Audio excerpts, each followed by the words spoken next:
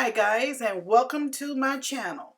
Today, as you can see, the topic is fresh neck bone and collard greens out of my garden. There I am getting ready to clean them up real good. I don't think it's necessary for me to show you how to wash your meat, but I will start out showing you, and then I move on to something else, because if you're in the kitchen cooking, I think you know how to wash and clean your meat. But I make sure it's washed and clean. I rinse it there. Then I actually put it in a bowl and let it soak in some vinegar. And then ran water in it. And I put vinegar in it and let it soak. Okay, so there it is now. Again, the pot. That's some soul seasoning that I'm putting in it. That's my salt. That's called soul seasoning. I didn't put any salt in it besides that. Some garlic powder.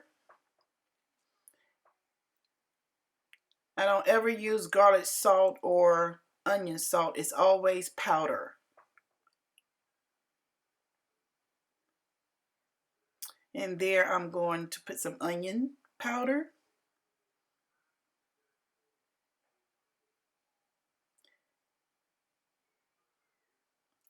Next we have some cayenne pepper. You don't have to put cayenne pepper. I put cayenne pepper in stuff just to give it a little kick. But if you got kids or whatever you're feeding, then I wouldn't put that in there, because it's there, as you see, I also put black pepper in there. But cayenne is optional. I like the flavor of it. It gives the food a good flavor. I like a kick too. But if you're feeding kids or whatever that you don't want it that hot, then you can just leave that out. Hi guys, there's some chicken broth channel that I put in there. There I am putting some.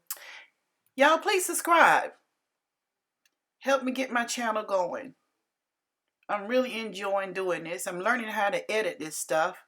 That's the hardest part about it. That accent salt, I put a little of that in. Learning how to edit and use all my equipment that I got. But I'm learning. And there it is. That it right there was some Lipton onion soup mix. My best friend. I put that stuff right there in everything. That and some sazon. I think I put sazon in there. I can't remember. If I did, maybe I didn't record doing it. But I love Lipton onion soup mix and sazon. There I am out in my garden in the backyard getting me some fresh greens. I love growing my own produce. It's so much fun. There I done washed the whole leaf. I don't cut them up. I wash the leaf. I give the leaf a bath. I don't cut them up and then wash them. I wash the whole leaf. It's much easier. And now I'll sit down and I can cut them up. Give them a rough chop. But I do not cut them and then wash them. I look them and then I bathe that whole leaf. I give that leaf a serious scrub down. A bath is easier that way.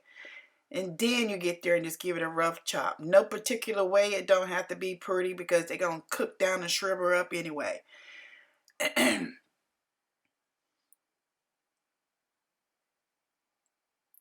There you go. No particular way. It don't have to be pretty. There you go.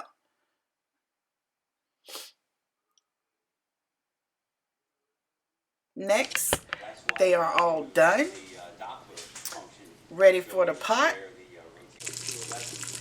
Right there we have some fat back. Fried up, or frying. It's frying now. That's just seasoned meat for the greens. You don't have to use that. You can omit the pork. If you don't eat pork, you can use some smoked turkey, or you can just use a little olive oil. You don't have to use any of it. But that day I used some fat back. I fried it and seasoned it with that. But you do not have to use that. That was just my choice for today. That day, you do not have to do that. And there I got all the greens in that pot. Sprinkling a little salt. Not much, because the fat back is salt. Not much, that's enough. A little accent to bring out the flavor in those greens. That's what accent does. Enhance the flavor of whatever you're cooking. And a little sugar. I always put a little sugar in my greens. Anybody that cooks understand what I'm talking about. If you cook, you know why I put that sugar in those greens.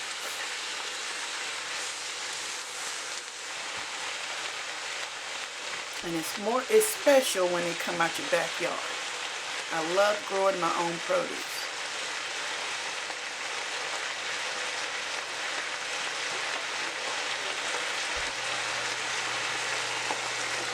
Add some water in that. Not a lot of water, just a little water in the bottom because they're gonna shrivel down and steam down anyway. So you don't need a whole lot of water. You don't need to cover them and have them floating in a lot of water. You don't. Just enough so they can steam down. That's all you need to do. There, I was just giving you a little sneak peek. Oh, it's not. It's blurry. It's not straight. Of one of my trees. And that's another tree. That was a little clear, but the other one was a little blurry. I'm telling you, me and this camera is not getting along. We still trying to get to know each other. Huh, there's the bows that was supposed to go on top of that Christmas tree that never made it.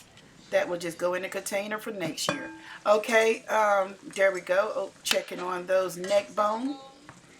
They are cooking up real well.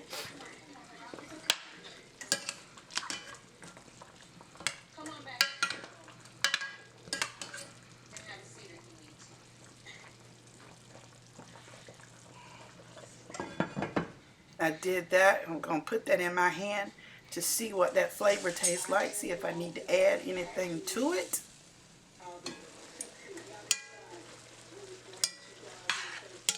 See how those greens shriveled down? Those are done. Because winter collards does not take long to cook. Winter collards, see I cut it off. Winter collards cooks faster than summer collards because most of the time, once the frost hit them, they are very tender. And there it is all plated up. And I also cooked some yellow rice, and I'm trying to get it where it's focused, y'all. I am so sorry. And that is a red pepper in the middle of them greens that you must have when you eat greens. Not must have. I like peppers. I'm so sorry about my focus. Anybody that knows anything, inbox me and tell me how to work my camera. Y'all have a good day. Thanks.